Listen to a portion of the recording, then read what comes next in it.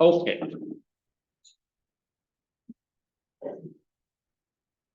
We have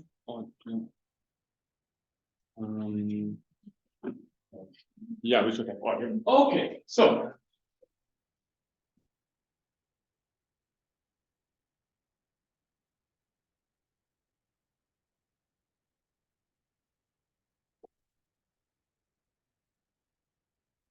application to theory. Okay, and I say application because we will look at exactly one example, and I think that will probably fill the 1.5 hours. Otherwise, like we can talk about one. But okay, so what are we considering? So consider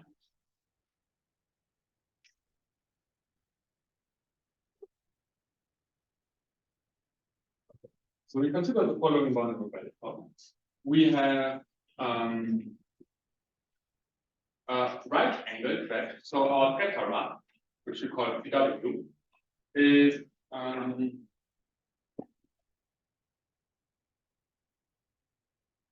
everything over here. It's not super important. Well, it is important that it's right angled, but the physics are going to stay more or less the same no matter how you choose the opening angle. But unless you fully collapse it or you fully extend it. But when you have a wedge in general, this will be representative as to how the physics work in general. So we have one wave number, K2 on the inside, and another wave number, K1 on the inside.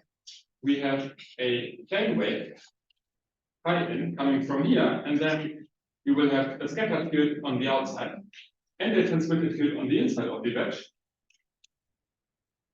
These fields satisfy two different Helmholtz equations, different because different wave numbers. So this is in PW and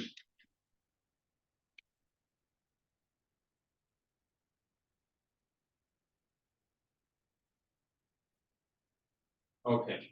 So of course we need to give now some boundary conditions. But because we have two different wave fields, we need two boundary conditions. We can't just use one boundary condition if we want to use them to interact in a meaningful way. Of course, we could use directly here and directly here, but then you know, this would not be a transparent wedge because the problem would be completely independent of each other. So this here is my boundary, and then we have phi. And phi is everything that you're on the outside must be equal to psi, everything on the inside. And we also say that their normal derivatives are equal. And the normal is like this. It doesn't really matter, but the important part is that we take the same normal for the outside and inside wedge, right? So for phi, it would be the inward pointing normal, and for psi, it would be the outward pointing normal. So, okay. And we want both to be locally square integrable, and we also need a radiation condition, which doesn't exactly looks like. It doesn't really matter. Well, it does matter, but don't worry about it today. And also, we will assume that the incident angle, which is this over here, which I call theta in. So we assume that theta in is in pi 3 d. Right, so that our incident wave only comes from this thing down here. We can consider this problem, and we know how to deal with it in the sense that I will describe today, when the incident wave comes from over here or over here, but it's going to be a bit more technical. So for simplicity, really, we restrict our wave to come from this region down here. And in this case, the radiation condition is imposed by saying that whenever these two wave numbers have some positive imaginary part, the scattered and transmitted fields decay exponentially at infinity. But when the incident light comes from over here, this does not make sense anymore because the geometrical optic components would not necessarily decay exponentially. So yeah. Okay, and how do we make the link with several complex rivals? And I will not prove this, but the theorem states we have exactly one pair of vector functions such that the scattered field is the double inverse Fourier integral of pi 3/4. And I will explain what gamma is later.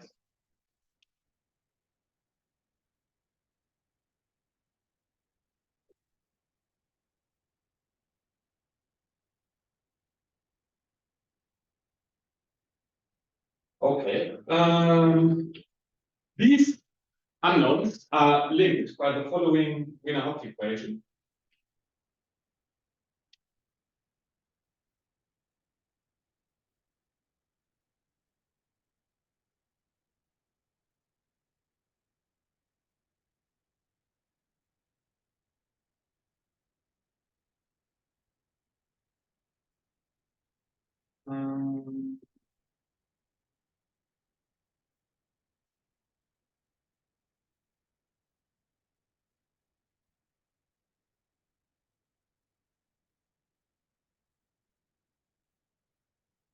Okay. And one half is K1 cosine is an angle, and K2 is K1 sine of incident angle. Okay, so this is sort of the analog to the Wiener-Haupt equation that we saw in the half-cam problem, like almost like over a month ago. And in some sense, this over here, which is the kernel of the equation, is the ratio of the Fourier transformed Helmholtz operators, right? If you take the double Fourier integral of this operator, you will get this, and if you take the double Fourier integral of this operator, you get that.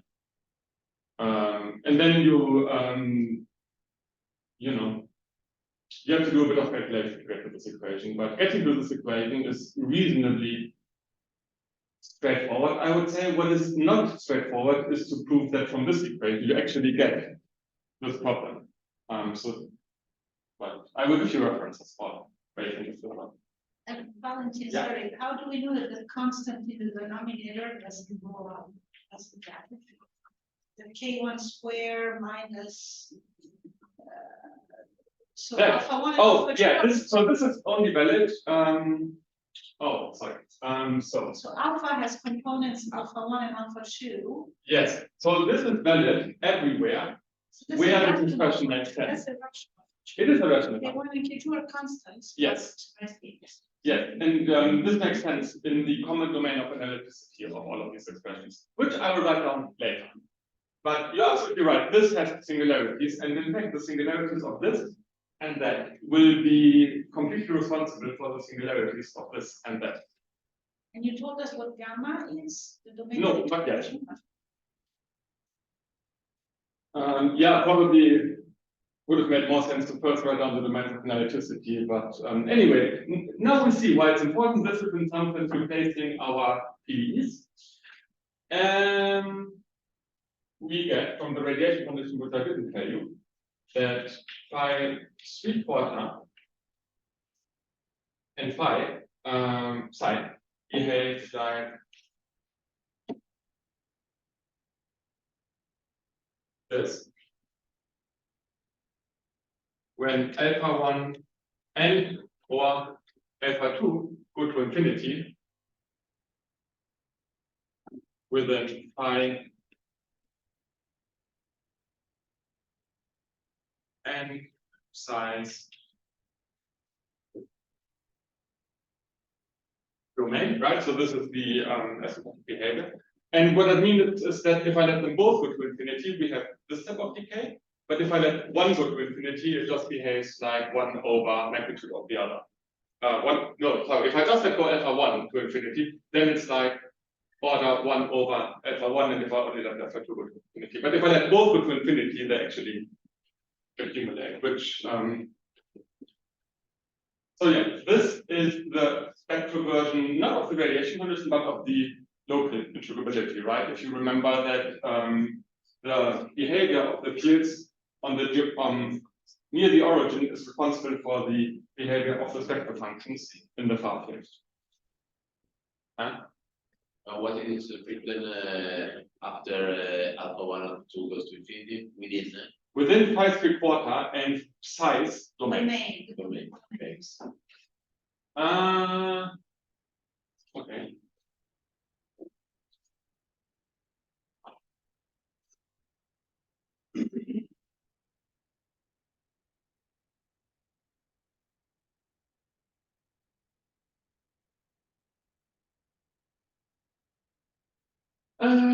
We have 4 that phi and psi are polymorphic in C squared, except for the following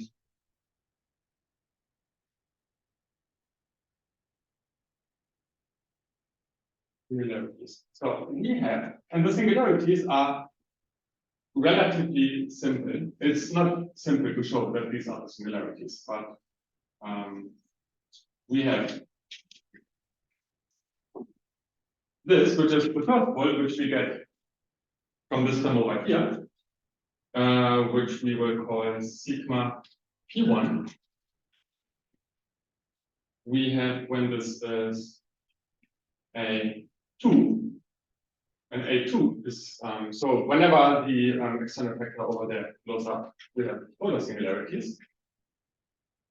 We have branch sets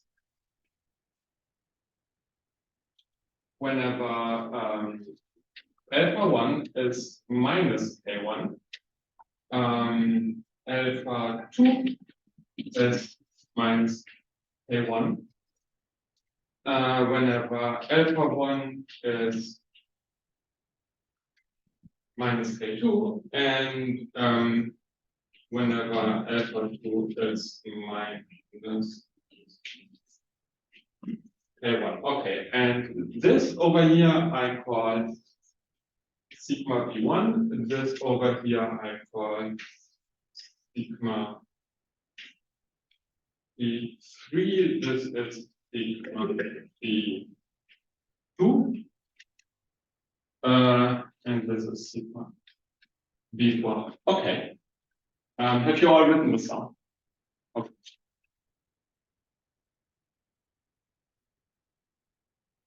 Oh, well, I probably shouldn't do the rest now.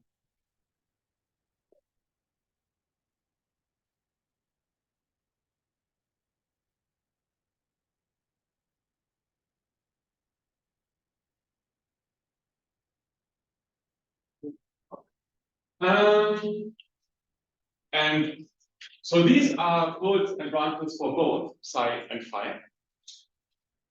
And then we have a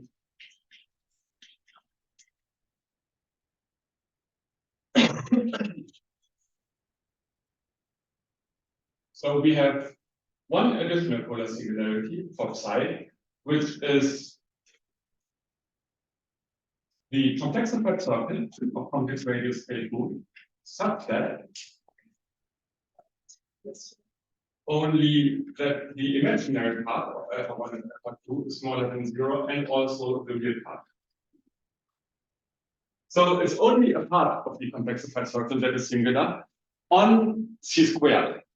As in, if you turn around either of these branch sets correctly, you will find other parts of the circle that you don't see here. So it is in some sense true that the whole complexified circle is a polar singularity, but on the part of C squared that we are interested in, we only see that bit. And the part that we are interested in is the one that is that contains the physical real plane where our diffraction is happening.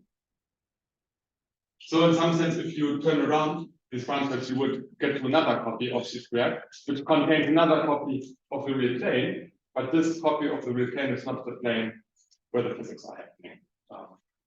And so then the reason why we care about this particular copy is because that's where we have our integration surface. But I will tell you about the integration surface. And of course, we also have then additional codes, poles. Reporter, which is in class C1, which is also a complex factor. But here it's such that it's in some sense the complement of the circle, but with a different radius. Such that either imaginary part of alpha1 is greater than 0, or imaginary part of alpha2 is greater than 0. And in addition to either this or that, we have either real part of alpha1 greater than 0 or real part of alpha2 greater than 0. Okay. And now I will draw you a picture, and then we will talk. I will explain the integration surface. It's a bit of a problem because so I think what I do is I shift the camera and draw the picture for the singularities over here. But we will also need it for the. Sorry, can you see when I draw something over here? Yeah.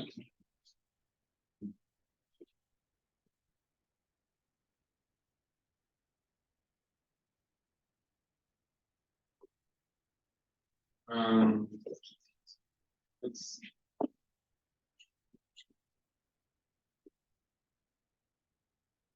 okay.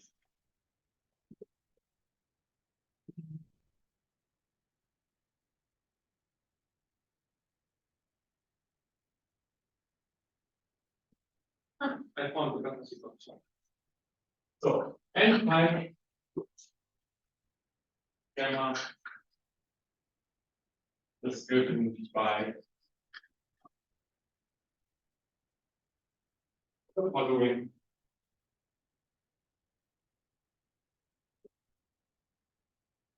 with an arrow. Okay, so we look at only R squared. So this would be the real part of alpha2. This is the real part of alpha1. Okay. We have this, which is the real trace of sigma p1. We have this over here, which is the real trace of sigma p2. We have these over here, which are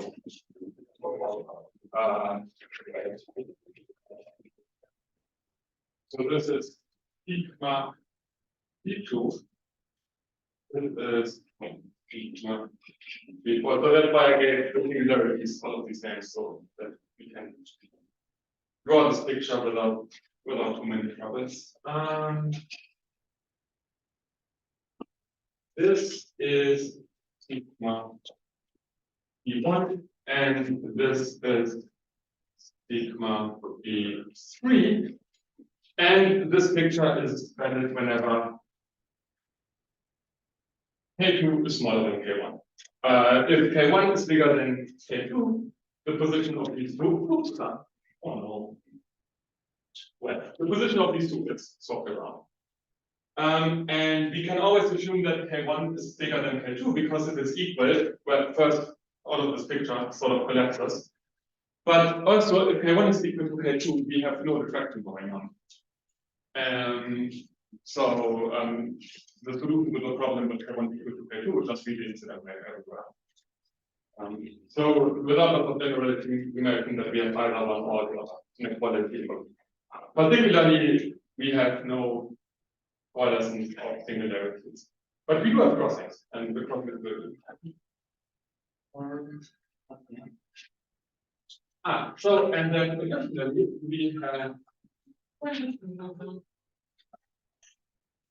additionally we have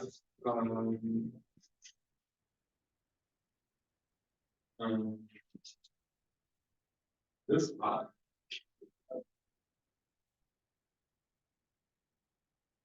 So this is sigma C2, and then here we have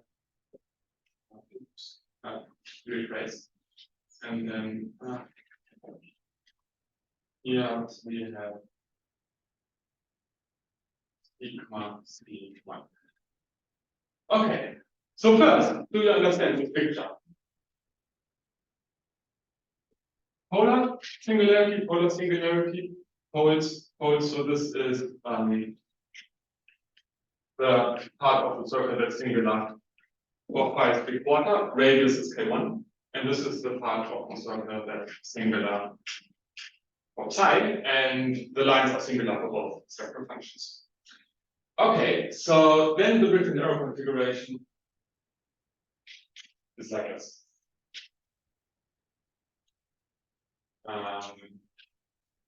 Right, and then once you know it here, you can carry it through to that circle by tangential touch compatibility.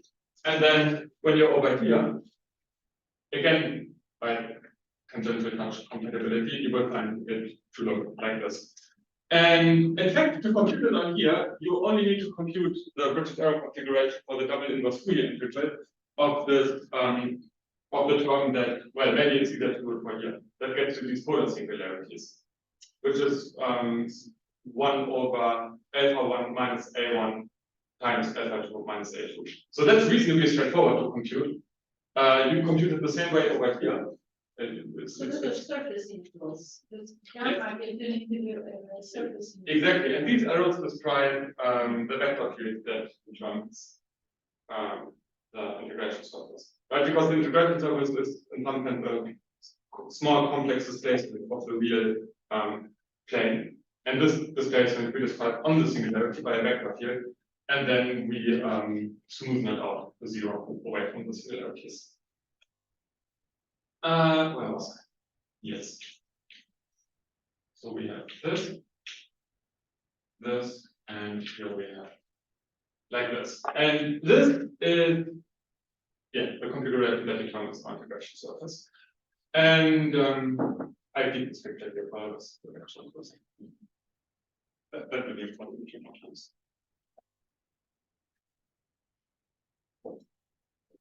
Okay.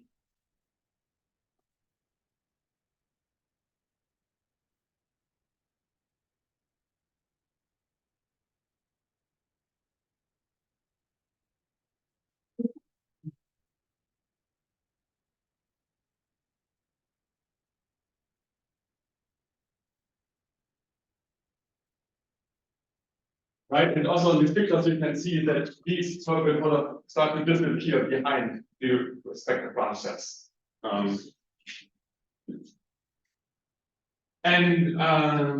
The circles you get from the kernel, but the branch sets you also get from the kernel. So these are reasonably straightforward to see. It's just when the numerator or denominator of the kernel vanishes. This is not so straightforward to see, but you also get it from the kernel, because if you want to analytically continue the spectral functions, you need to factorize the kernel, and in the factorization, you will get square roots, which give you the branch sets. Do you have explicit forms for these kernels? Yeah.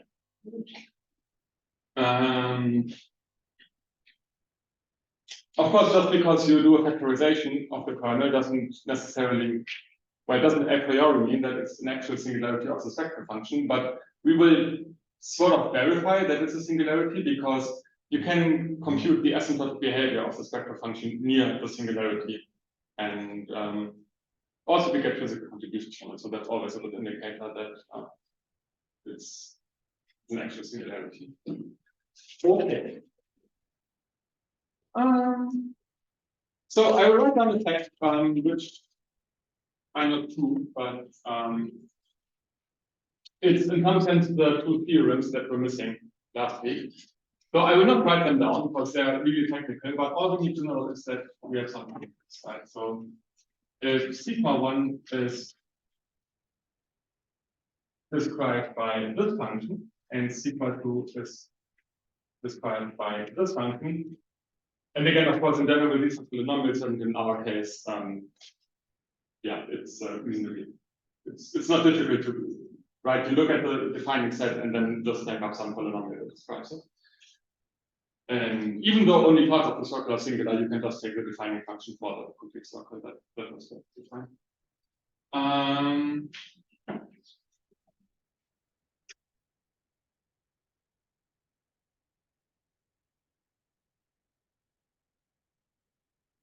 Okay, and big F is either of our spectral functions. Then first, if we have so first remember that only crossings of singularities give you potential partial contributions, and tangential crossings do not give you partial contributions. So what we need to consider is if we have a transport crossing,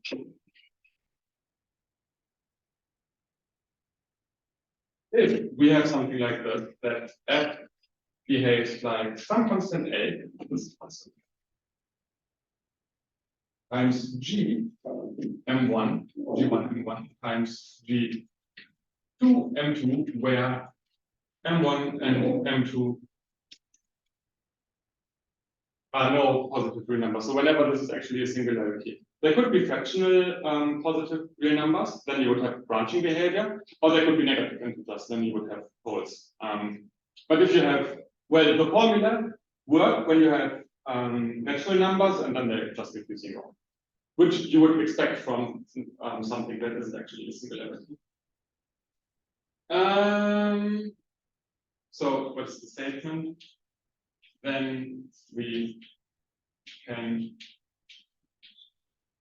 compute the local integral.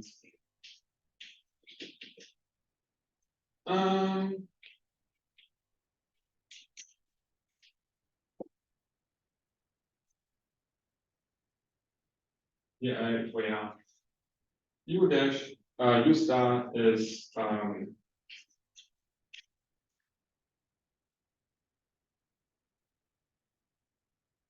neighborhood of alpha star, which is the crossing or part of the crossing. But in our examples, the crossings are exactly, each crossing is exactly 1 point.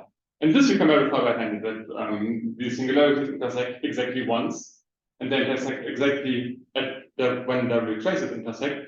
So the picture shows all intersections of our singularities. So, and we can compute, as in we have explicit formula for how to estimate this. But the formulas are really ugly, so I'm not right now. But you can look the explicit formula up in the paper that I sent in the group chat. And if we have a shuttle on a singularity, then it behaves. Oh, sorry, this behavior is as alpha goes to the crossing point.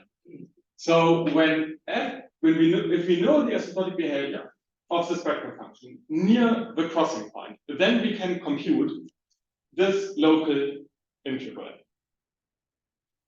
And if f is a times, let's say, v1 m1 near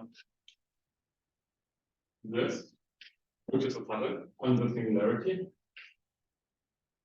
then, well, then we also can compute the corresponding integral. Then we can compute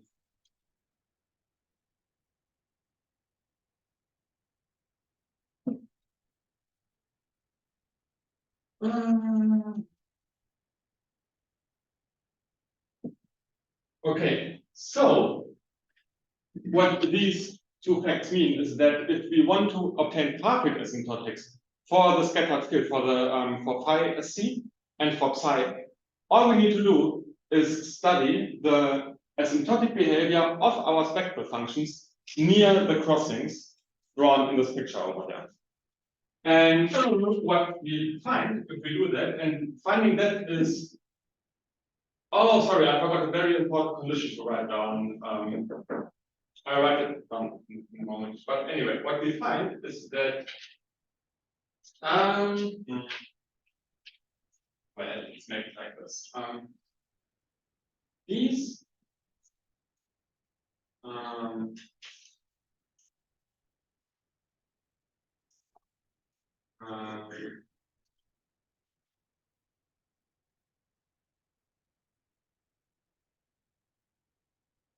yeah. Okay, this is a bit bad. So this is only supposed to circle the intersection of this branch set with this polar set, not the intersection of this polar set with the circle. How is that possible? I can't see how that can happen. Yeah, because I do it very badly.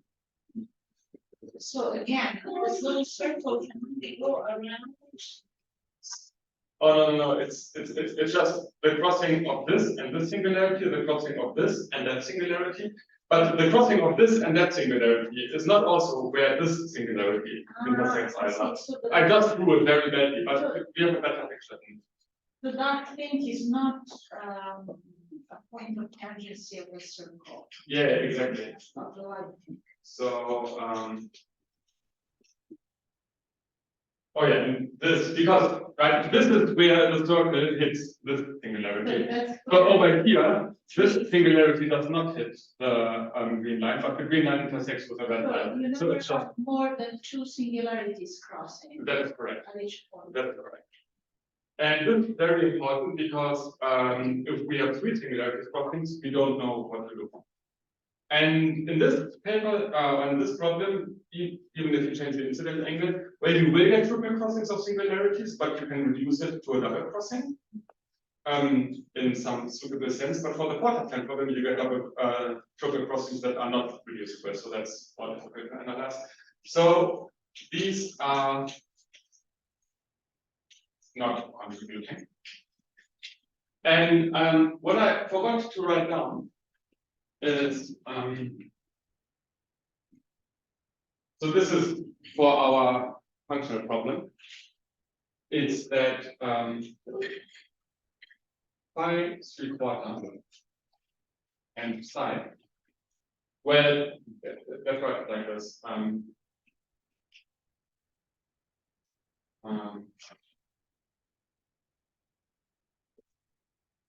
Yes. Well, near.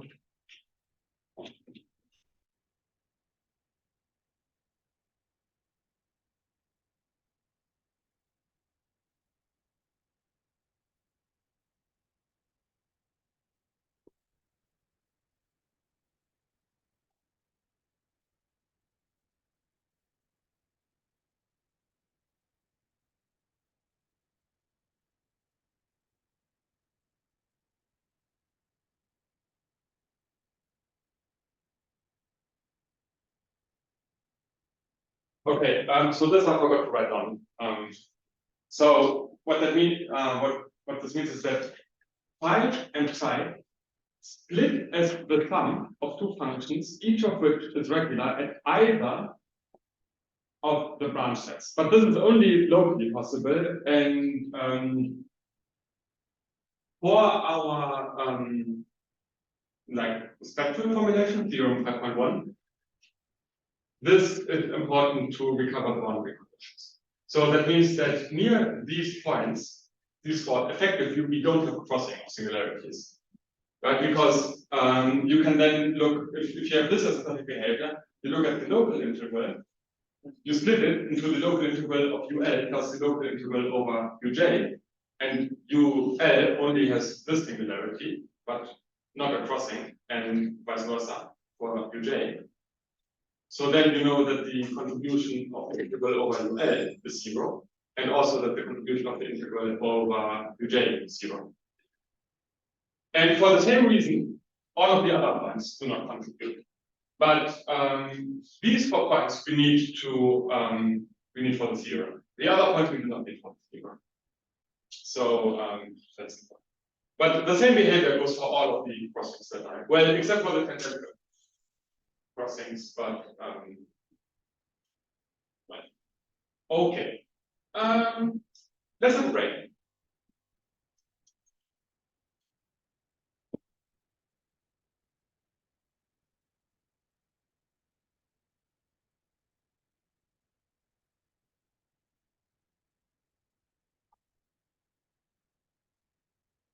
Again, yeah. Because so these are all the points that are not contributing. So now I want to write in the points that care about for the packet.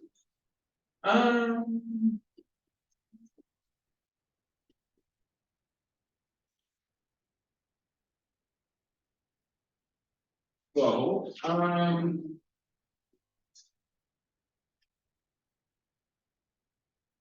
well, again, this is our square. These are my other singularities. Then this one branch. This is the other branch. This is the first circle, and this is the other circle. And which point are contributing? We have this point, which is the intersection of this branch set with this circle. This point. We have this point. That point. Now you have a better picture, I see. This point. Yeah, so now here you can Fine, yeah. Just choose here. this other point. And if Sorry, can you say again why the other cross intersections are not contributing because they cancel out one another? because near one of the points that I first tangential crossings never contribute. Tangential crossings never contribute. Okay. Like in general, because essentially near this it looks like only one singularity. Oh, so it's actually less singular when you have. That's right. Interesting. Which is also why one But if you have singularity. transversal, then you have less singularity. Yes. Okay. So the only thing that remains are transversal crossings and saddle points. And then of the transversal crossings, all the crossings that I've encircled here, you can show that we have the same behavior that we have over here, so that the spectral functions behave like the sum of 2 functions, each of which is singular only on one or the other singularity. So locally near each of these points, it looks like only one singularity. And for these points, it is reasonably straightforward to show. But for these points, it's really, I want to be That's what, because since it looks like one singularity instead of 2, then we can ignore them or. Exactly, because the only thing that even has a chance of contributing is crossing of singularities. I see. Unless you have a saddle singularity.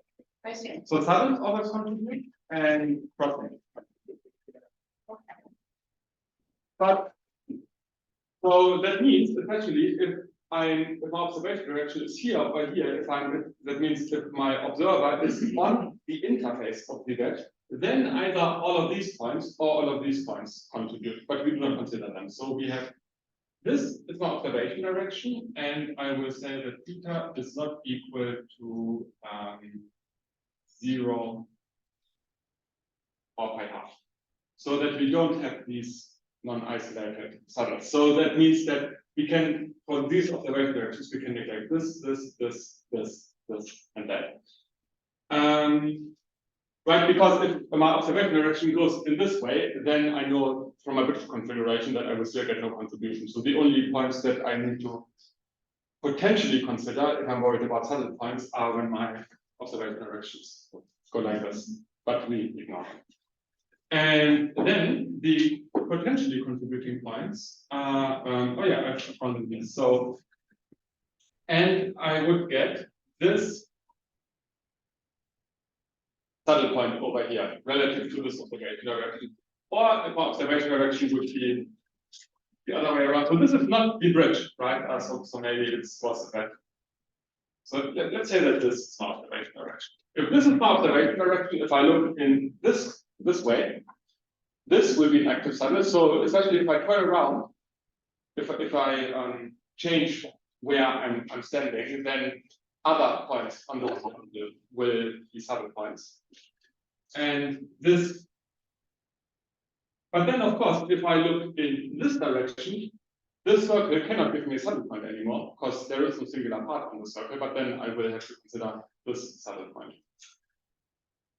And okay.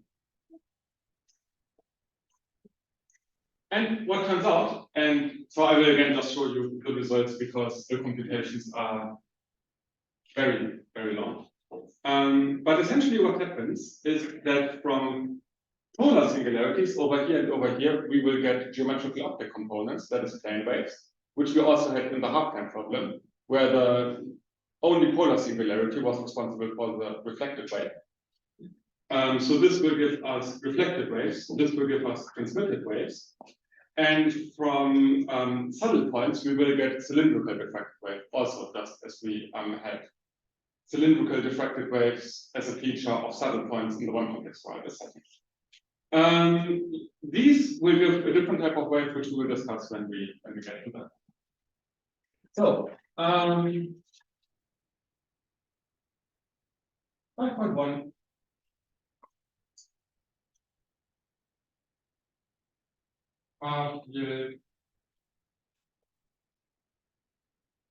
Asymptotics of psi. And I think if I only write down the result for psi, that will probably be enough for today. If we have a lot of time at the end, I will show you the asymptotics for the other as well. So now we only want to understand how does the field look on the inside of the mesh. Okay. So I will just tell you what we have to do and what the results are. So first we need to study the behavior of our spectral function big psi near these crossings of singularities and near this saddle point. And everything here we can ignore because that will only give us contributions for the field on the outside. But for now we only want to study the field on the inside. So, oh, and direction equivalent. So this will be, this crossing will be a T1, this will be a T2, this will be a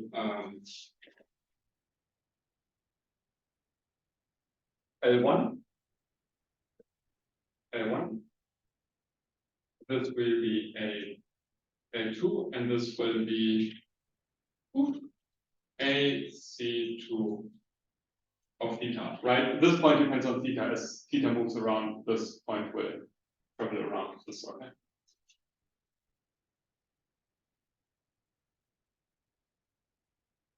So first we have, oops.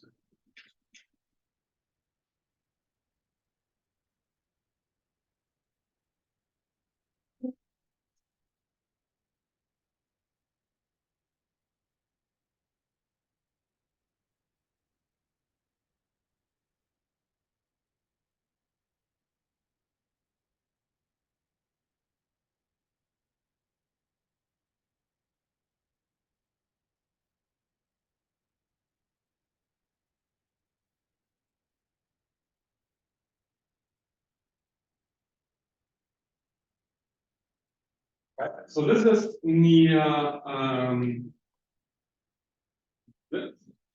near this crossing. So this is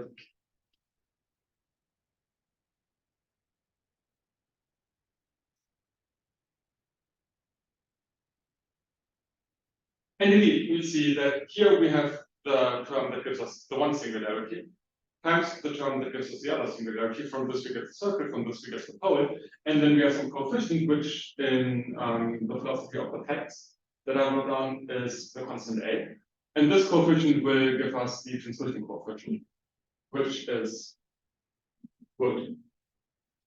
Because if our theory is any useful, we should recover transmission and reflection coefficients, and we do because of this over here. We have psi. Here it's like, well, now just the other. So maybe I have an idea how to make it. Sorry. No, sorry, I was lost. My idea was because essentially all you do is switch to subscripts. So I wanted to just write the subscript, but I think it will not make it easier. But essentially the same phenomena, like the same formula holds when I look at this crossing, does A1 and A2 are switched. It's just, you can just flip it around essentially.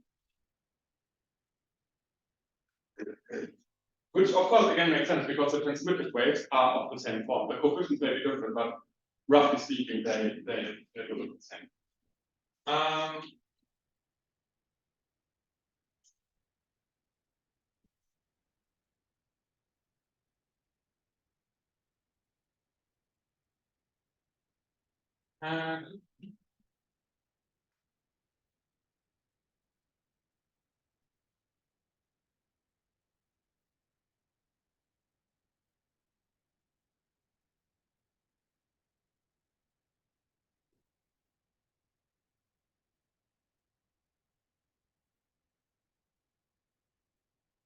Hey, by the way, do you all know what reflection and transmission coefficients are? What?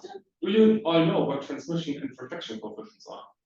Transmission and And reflection coefficients. reflection. So if you have an interface like this, and you have a wave coming in like this, and assuming the wave can penetrate, it will stop to penetrate, we will get some wave that gets reflected and another wave that gets transmitted. And the transmission coefficients describe the amplitude, that is the strength in some sense, the energy of this wave, and the reflection coefficient describes the amplitude of this wave. So if the reflection coefficient is 0, for example, we have no reflected wave and everything passes through. And if the transmission coefficient is 0, then we have no transmitted wave and everything gets reflected. And what I'm saying is that these two quantities describe then in some sense the strength of the wave field, of the geometrical optics wave field that is transmitted through the wave. I will draw a picture of the wave components later. But that's roughly the idea of what these thoughts go for.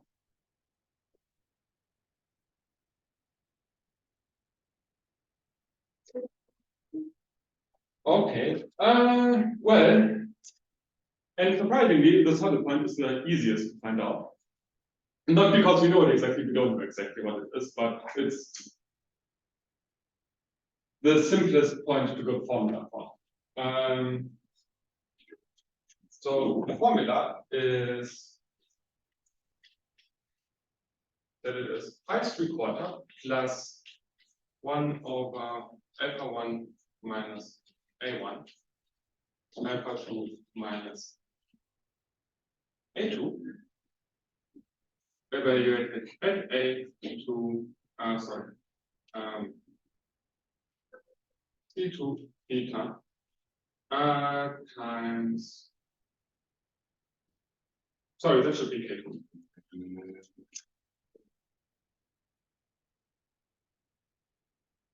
So we don't know what this we don't know the numerical value of this evaluated at this point, but we absolutely know that it makes sense to write it, because from the picture we know that if I have pi3/4 and plug in this point, we're down here where this is not singular.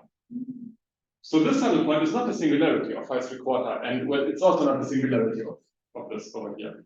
And why do I say that this is the easiest to find out? Because you get this directly from the Binary equation. And I forgot.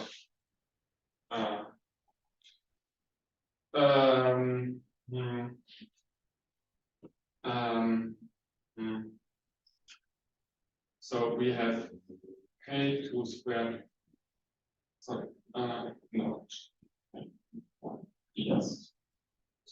K1 squared minus K2 squared. Don't worry about all of this formula. I will send you a reference like a paper later and you can look them up there. But so this is what we get from the numerator of the kernel. And this is what, sorry, the other way around. This is what we get from the denominator, and this is what we get from the numerator of the kernel. Right, so you have psi equals blah blah blah in the Binaup equation, you multiply it by the inverse kernel, and then that directly gives you the behavior. Okay. So these formulas that you have given us are for the current integration kernels that you, For effective kernels. which get Yes. to be integrated over that Yes, absolutely. arrow region arrow, Yes. right? Yes, that is correct. Okay, I see. As in, so you take the Fourier integral, Fourier type integral Of these objects. of these objects over the integration surface determined by the Britton arrow configuration. And okay, I will just erase this because I want to keep this picture.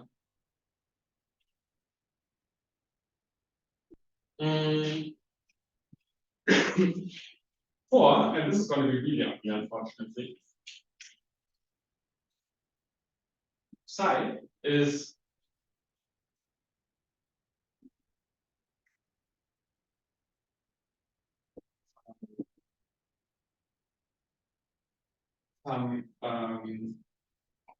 intimidating looking thing.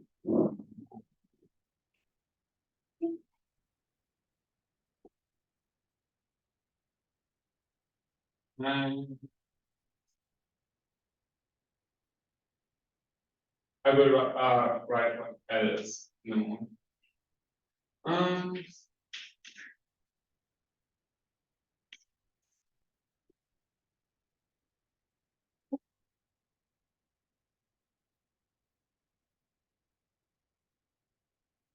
And this is A goes to alpha goes to alpha L2. Right? This again gives you the polar singularity, and this is the branch set. So again, we have some constants, constant times one generating function times the other generating function times a fraction power.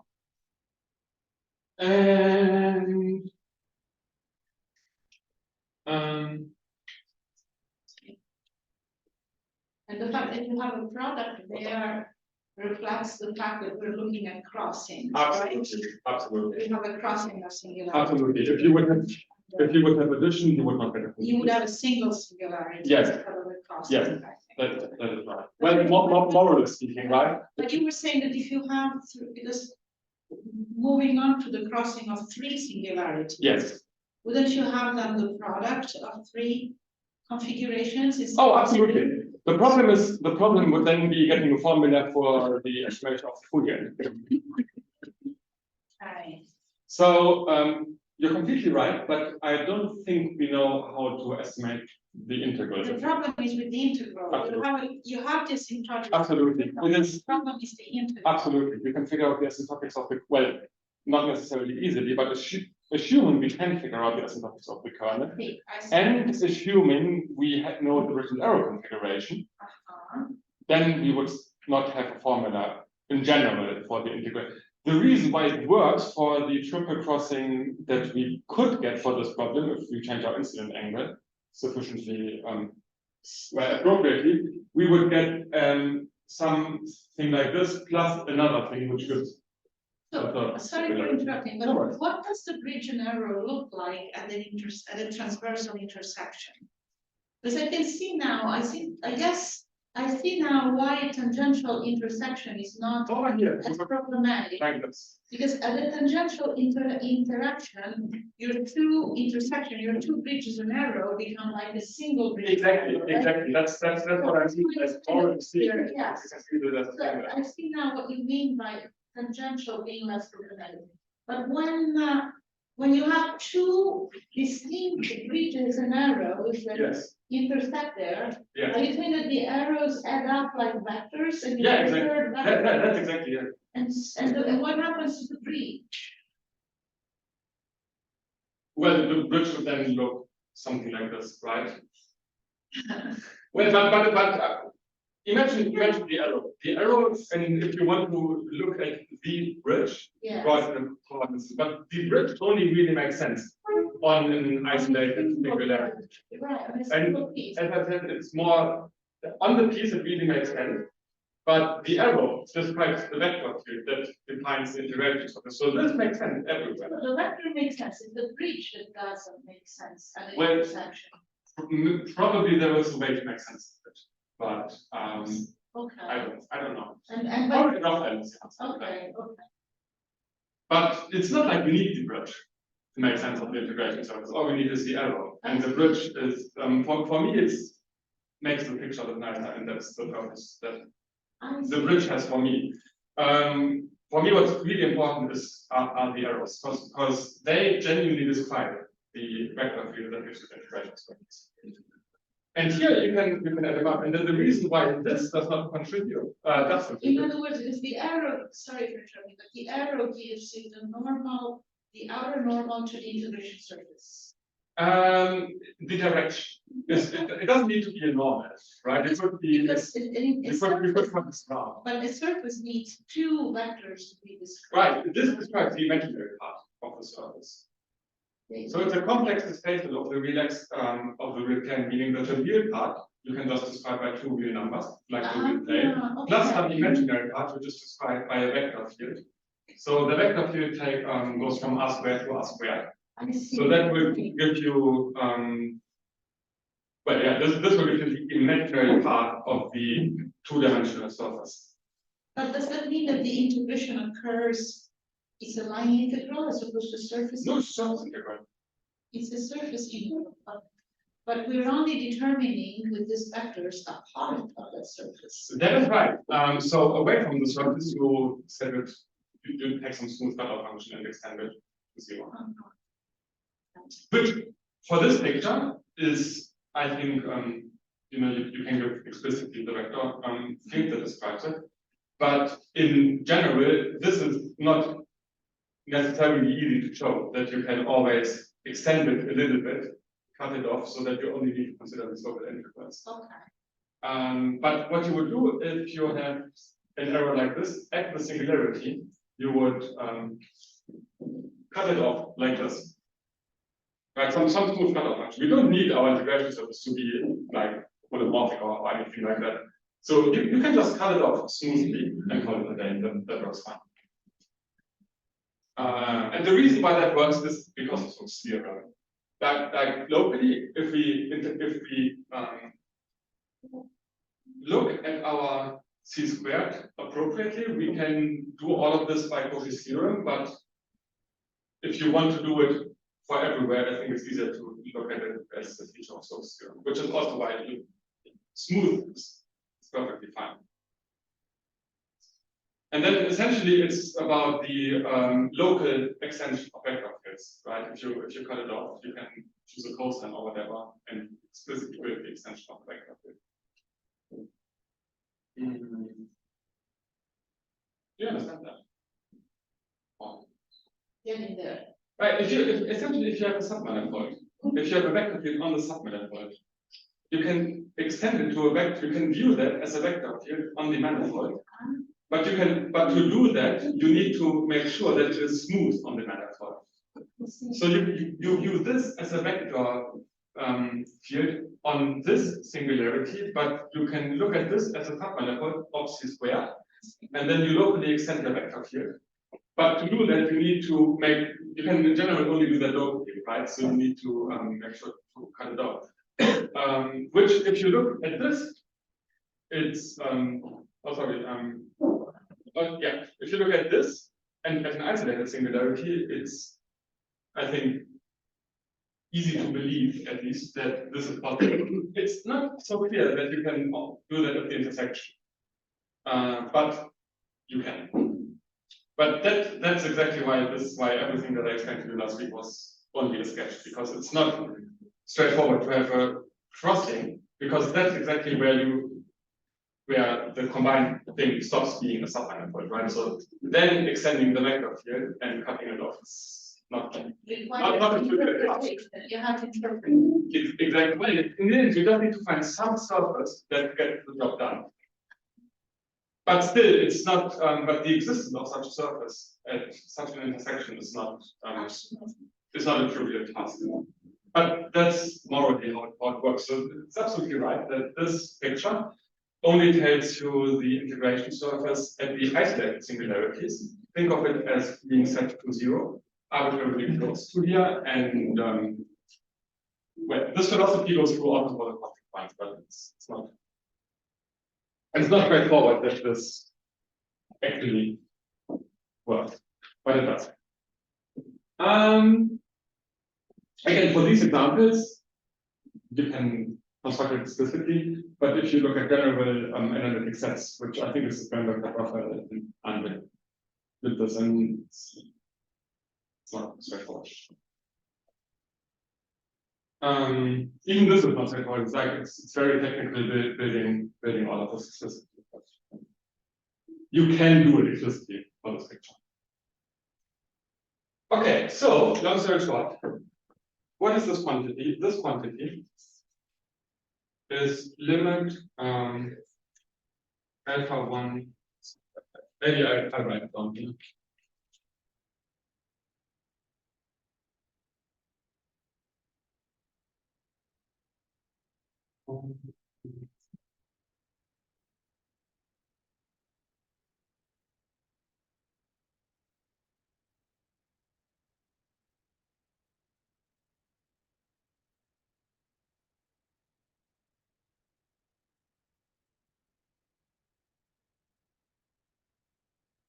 And here we have 2 times.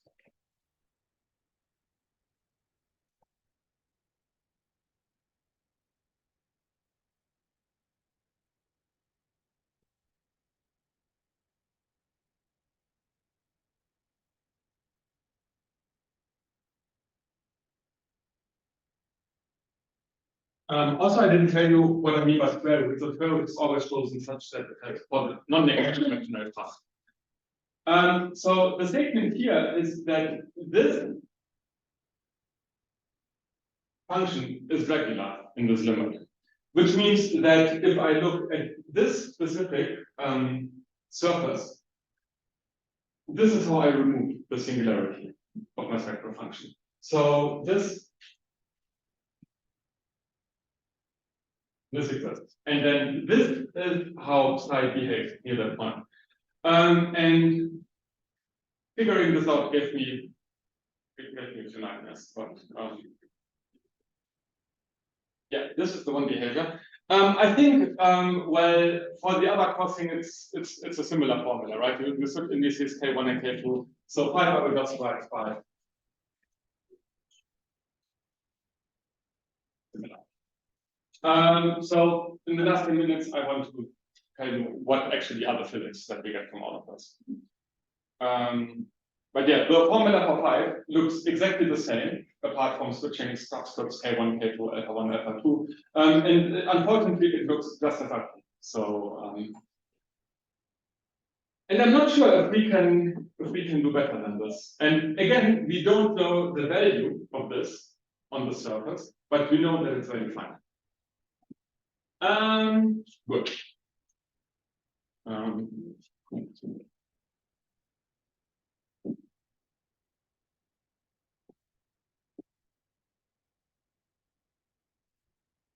Well, maybe I explain to you the physics of the formula. Because really, you don't need to write any of this down, because this is exactly what I was telling you. And I think we have more fun if I just show you the formula and we talk through the physics a little bit.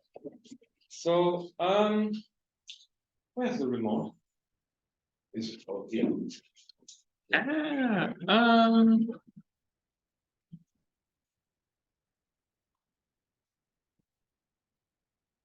We know that if I share my screen on Zoom, that's what I show gets recorded. Yeah? Yes. Okay, perfect.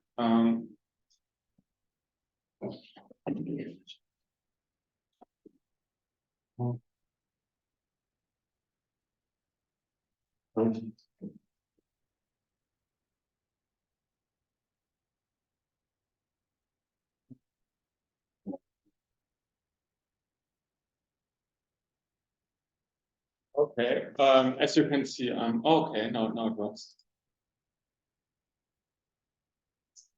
Okay, nice. Yeah, so first, shameless advertisement, read my paper. I will send you the link later. So what do we get? So first, well, I will first show you a little, so these are the geometrical optic components, right? As in, we have our incident wave coming from here. We get a transmitted wave here. Can you zoom Sure. bit? Thanks. So we have our incident wave here. This is our wedge, right? We get something that is reflected, something that is transmitted, something that is reflected here, and something that's transmitted here. This was the picture that I didn't talk about today. If our incident angle is coming from here, we will get a different structure of plane waves, which will be linked to a change in singularity structure. But let's try to ignore this picture and focus on this picture. Then this is what we get from, anyway, this is what we get from the intersection of the circle of radius K1 with our one polar singularity. This is what we get from the intersection of the other circle with the other. Oh, over there's the picture. Yeah. Look, this we get from this, and this we get from this. This we get from this, and this we get from this over here, or the other way around. But the important part is that polar singularities give you the geometrical optic waves, just as in the one-dimensional case. Of course, if we have a corner, we've also seen that we get some diffracted waves, which we have to get because if you look at just these geometrical optic components, they will not give you a smooth function. So we need some correction that makes sure that we have a smooth wave grid everywhere. And the cylindrical wave down here, we get from the small circle, and the cylindrical wave in here we get from the big circle, as in with the bigger radius. And okay, let me go to the formula.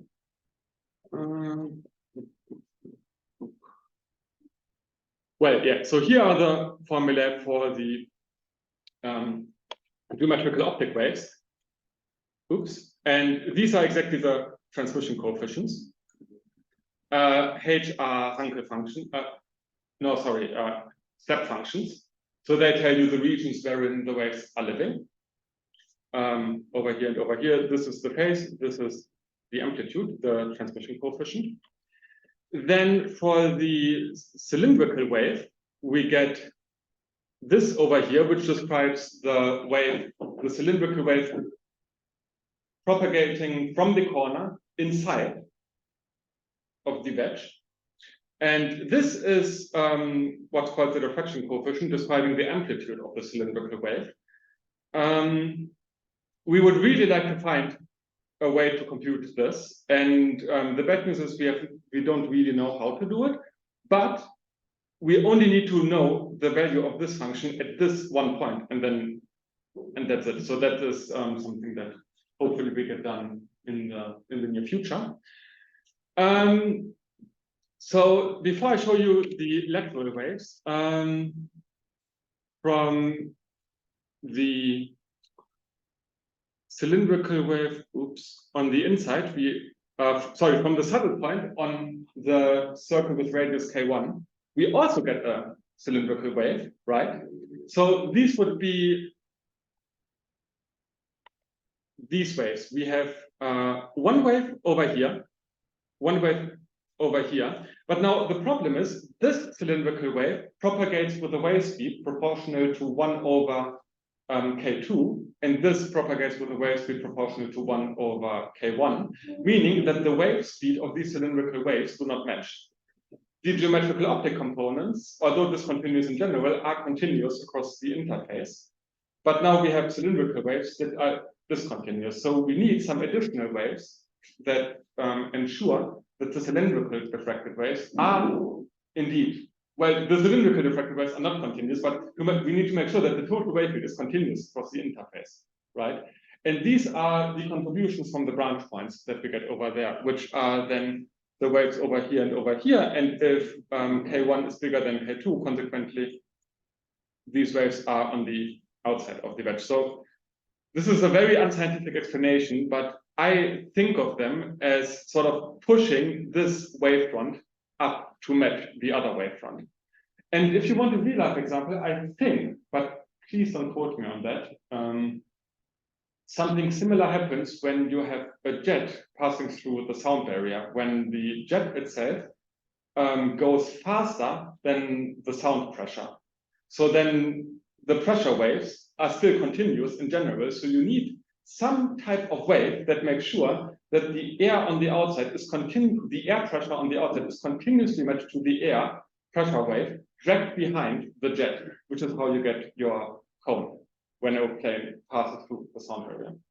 So I think it's a similar philosophy, but please don't quote me on that. Oh, also, I think I forgot to turn on the sound again. But anyway, right, so these are roughly the pictures, and the formula for the lateral diffracted waves on the inside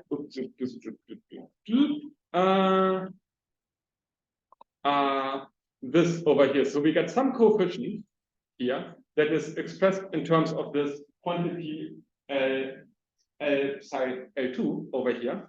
Again, this quantity numerically is unknown, but we know that it makes sense, and we know exactly the phase of the lateral wave, and we know the decay of the lateral wave, and we know the regions wherein the lateral waves exist. So in some sense, these lateral waves almost look like the mixture of geometrical optics waves, like rays and waves, which is exactly what they should be if they make the whole field continuous. Well, and then we have a similar formula for the lateral wave, for the other lateral wave. And of course, you can do the same, play the same game for the wave field on the inside, and you also get a bunch of formula there. So what's important is we recover explicitly the geometrical optic components, and we discover the form in some sense as in phase decay and some coefficient. But to compute the coefficients, we need to compute our spectral function, at least approximately, and at least at these 4 different points. That will hopefully be part of future work. Yeah, and maybe since we have 3 more minutes, when you have a different incident angle, you will get a new singularity over here and over here, which will give you the other types of geometrical optic components. And so, yeah, as you change the incident angle, you get a new singularity structure, which corresponds to the new types of waves that we find as we change the incident angle. And I think that's a good point to stop. Okay. Wait. Almost.